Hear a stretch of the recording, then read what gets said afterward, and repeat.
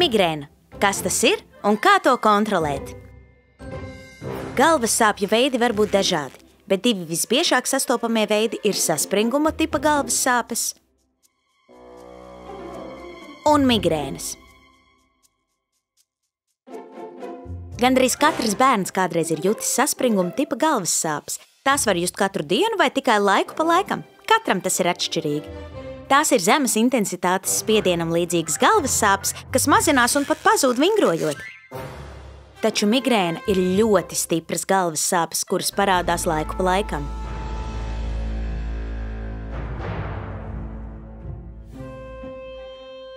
Aptuveni katram 10.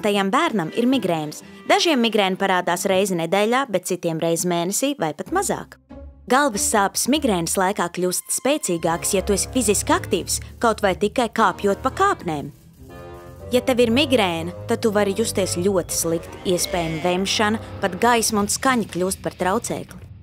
Kad bērnam ir migrēna, viņš vēlas atpūsties, apgulties gultā, tumšā istabā un gulēt tik ilgi, kamēr sāpes pāriet. Migrēnas lēkme var ilgt pāris stundas, bet reizēm tas var turpināties pat pāris dienas. Kad tā ir beigusies, tu vari justies noguris pāris stundas vai pat dienu, pirms atkal jūties kā ierasts. Arī tā ir daļa no migrēnas. Bet kas tad īsti ir migrēna? Bērniem, kuriem ir migrēna, ir īpašas smadzenes. Tajās ir miljons nervu šūniņu. Cilvēkiem ar migrēnu smadzenēs ir īpaša migrēnas nervu šūna. Šīs migrēnas nervu šūnas rada migrēnas veidotāji, kas visu laiku uzpildās kā uzlādējumā baterija. Kad šī baterija ir uzlādējusies, tad tā ātri izlādējas un nosūta elektrosignālu daudzās smadzeņu daļās, kas liek parastajām nervu šūnām kļūt daudz jūtīgākām. Līdz ar to tas rada migrēnas uzbrukuma simptomus. Kas notiek migrēnas lēkmes laikā?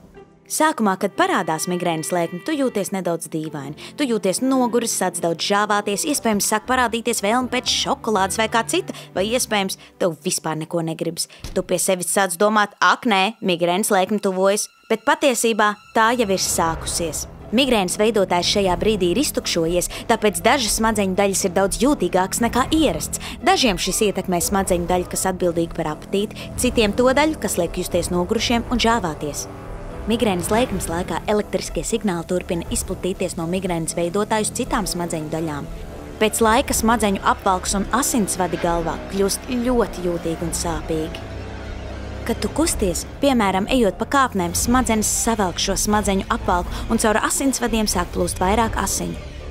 Parasti šis nesāp, bet tāpēc, ka smadzeņu apvalks un asinsvadi kļuvuši daudz jūtīgāki migrēnas lēkmes laikā, tas rada sāpes. Vienam no 6 ar migrēnu slimojošiem bērniem smadzenes kļūst pārāk aktīvas. Šiem bērniem var pasliktināties redze pāris minūtes pirms migrēnas lēkmes. Viņiem, piemēram, var parādīties gaiši gaismas zibšņi. Tie tur nemaz nav, bet tos projicē smadzenes, jo migrēnas veidotājs ir radījis pārāk stipru stimulu redzes centram, kas atrodas smadzenēs. Šo mēdz dēvēt par migrēnas auru. Migrēnas aura var izpausties dažādi. Kādam var rasties grūtības kustināt kādu ķermeņa daļu, bet citam ir jutīga oža. Var redzēt vai just dīvainas lietas, līdz aura ir beigusies. Bet ir arī kāda laba ziņa bērniem, kuriem ir migrēnas. Pirmkārt, migrēnas lēkmes un migrēnas aura nerada smadzeņu bojājumus. Otkārt, tiem bērniem, kuriem ir migrēnas, smadzenes daudz labāk spēj risināt problēmas. Tas gan ir lieliski, vai ne? Un treškārt, migrēnas lēkmes ir ārstējamas. Kā tas strādā? Tūliņ to pastāstīšu.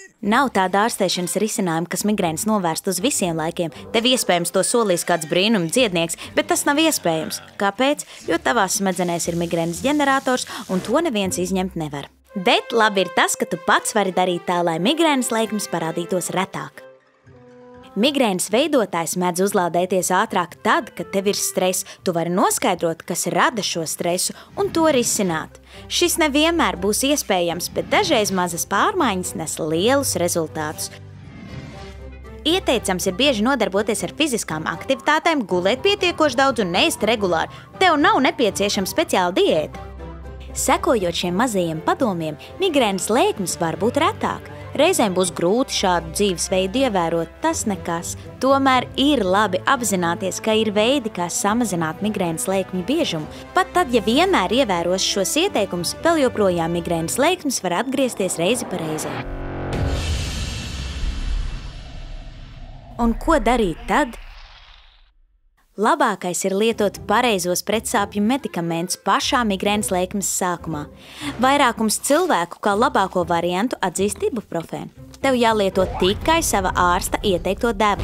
Nav ieteicams pašam samazināt devu, jo tad zāles nespēs iedarboties pilnvērtīgi. Parasti zāles iedarbojas pēc neilga brīža, aptuveni 30 minūšu laikā, un tas nozīmē, ka pavadīsim mazāk laika guļot vai prom no skolas. Tev jāļauj sev atpūsties, kamēr zāles iedarbojas. Tad var turpināt savu dienu kā ierasts. Parasti viss atgriežas ierastajās sliedēs pēc pāris stundām. Ja ibuprofēns nepalīdz un tev ir stipra migrēnas lēkme, tu vari izmantot īpašas migrēnas zāles, ko izrakstīs ārsts. Vienmēr nesā pretsāpju zāles sev līdzi, ja nu gadījumā sākas migrēnas lēkme. Ja migrēna sāksies skolā vai ciemos pie draugiem, zāles tev nespēs palīdzēt, ja tās atstātas mājās. Ja tu lieto pretsāpju tabletes bieži, reizi nedēļā vai vairāk, noteikti aprunājies ar savu ārstu. Kopā jūs varat izrunāt, kāpēc tas ir un ko darīt lietas labā. Ja tev ir vieglas saspringuma tipa galvas sāpes, tad pamēģini novērst savu uzmanību vai pavingrot. Tev nevajadzētu dzert pretsāpju tabletes. Saliekam šo visu kopā. Migrēnas izraisa migrēnas veidotājs smadzenēs. Stress var izraisīt migrēnu. Jo mazāk stresa, jo mazāk migrēnas lēkmi piedzīvos. Lēkmes gadījumā esi mierīgs, lieto pretsāpju zāles laicīgi un pēc īsas pauzes turpini darīt lietas kā ierasts. Šādā veidā tu dzīvosi lielisku dzīvi pat kopā ar migrēnu.